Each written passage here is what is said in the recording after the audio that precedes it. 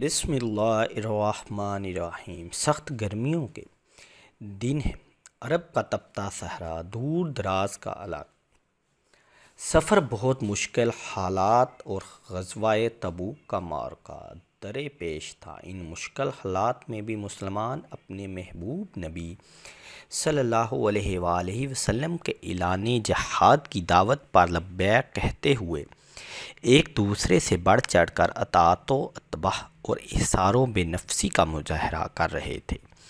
وہ اپنی جان کی پرواہ کر رہے تھے اور نہ انہیں مال و دولت اور اہل و عیال کی محبت مرغوب تھی۔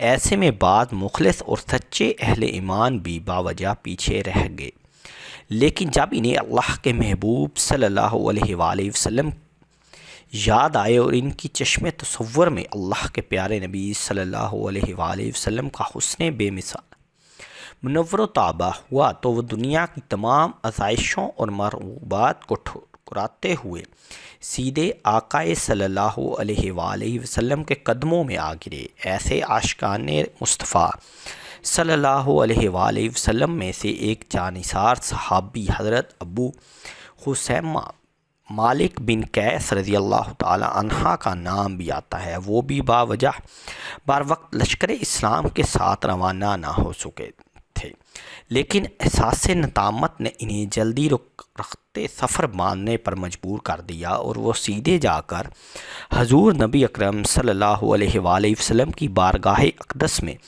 قدم بوسی کے لیے حاضر ہو گئے۔ ان کی روانگی کا واقعہ بڑا ہی ایمان افروز اور حب رسول صلی اللہ علیہ وآلہ وسلم کا آئینہ دار ہے۔ ان کی دو بیویاں تھیں جنہیں اللہ تعالیٰ نے بڑے حسن و جمال سے نوازا تھا۔ غزوہ تبوک کے موقع پر خطہ عرب شدید قحط کی زد میں تھا، اوپر سے سورج بھی آگ برسا رہا تھا۔ انہی ایام میں جب مجاہدین اسلام تبوک کی طرف روانہ ہونے کو تھے، حضرت ابو خثیمہ رضی اللہ تعالی عنہ اپنے کھجوروں کے باغ میں آئے تو کیا دیکھتے ہیں، ان کی دونوں بیویوں نے باغ کے اندر اپنے سائبانوں کو خوب اچھی طرح آراستہ پراستہ کر کے اور پانی کے چھڑکاؤ سے خوب ٹھنڈا کر رکھا تھا۔ شدید گرمی کے اس موسم میں جب ہر ذی روح العرش پکار رہا تھا، ٹھنڈے پانی کا بھی وافر بندوبست تھا۔ الوزیں دونوں بیگمات خوب بن سنور کر ان کے لیے سراپا انتظار تھیں۔ انہوں نے اپنے شوہر نامراد کے لیے کھانا بھی تیار کر رکھا تھا اور دونوں کی یہی خواہش تھی کہ وہ پہلے اس کے خیمے میں آئے۔ جب حضرت ابو خثیمہ رضی اللہ تعالی عنہ باغ کے اندر آئے تو دروازے پر کھڑے ہو کر دونوں بیویوں کے بناؤ سنگار کو دیکھا، ان کے خیموں کا خوب جائزہ لیا جنہیں انہوں نے بلا کی گرمی میں بے حد آرام دہ اور ٹھنڈا بنا رکھا تھا۔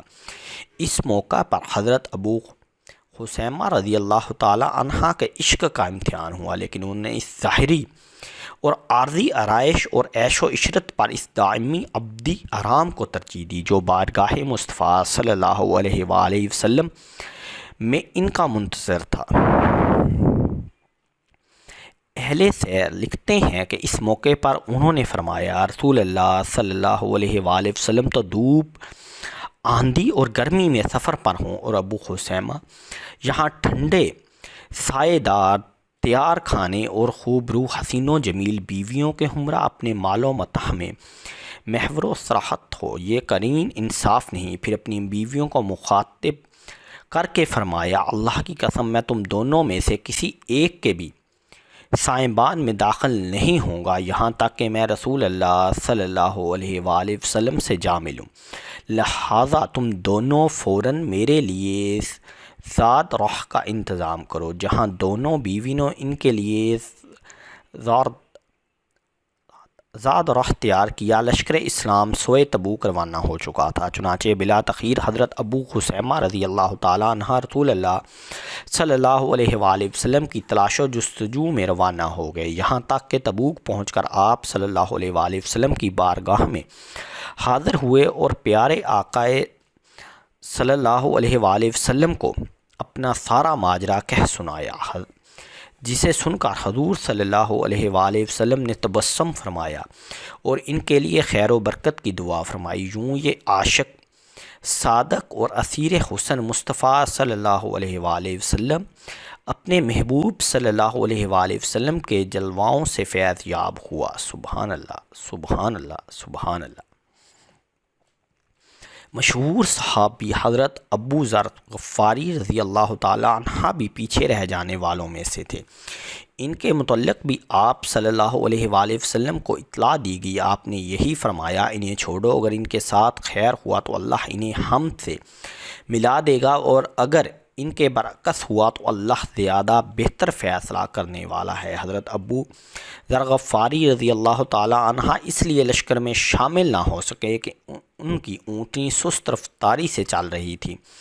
انہوں نے اونٹنی کو تیز چلانے کی کوشش بھی کی، مگر وہ اسی طرح سست قدموں سے چلتی رہی۔ حضرت ابو ذر رضی اللہ تعالی عنہ نے اونٹنی کو وہیں چھوڑا اور سامان کمر پر لاد کر چل پڑے۔ آپ صلی اللہ علیہ وآلہ وسلم رستے میں کسی جگہ ٹھہرے ہوئے تھے۔ لوگوں نے تنہا ایک شخص کو سامان اٹھاتے آتے ہوئے دیکھا تو آپ صلی اللہ علیہ وآلہ وسلم کو خبر دی کہ رسول اللہ ایک شخص اکیلا چلا رہا ہے۔ آپ صلی اللہ علیہ وآلہ وسلم نے فرمایا، میرا خیال ہے وہ ابو ذر رضی اللہ تعالیٰ عنہ ہوں گے۔ لشکر کے قریب ہوئے تو صحابہ کرام رضی اللہ تعالیٰ عنہم نے پہچان لیا کہ وہ ابو ذر ہی ہیں، یا عرض کیا، یا رسول اللہ صلی اللہ علیہ وآلہ وسلم وہ ابو ذر ہی ہیں۔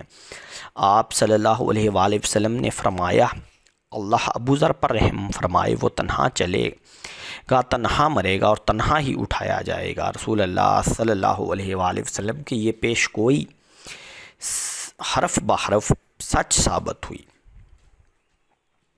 حضرت عثمان غنی رضی اللہ تعالی عنہ کے دور خلافت میں انہیں ربضہ کے مقام پر جانے کا حکم ہوا۔ وہ امیر کا حکم بجا لائے اور اپنی اہلیہ محترمہ کے ساتھ اس دور افدا مقام پر رہنے لگے۔ ان کی بیوی کہتی ہیں کہ جب میرے شوہر کی وفات کا وقت قریب آیا تو میں رونے لگی۔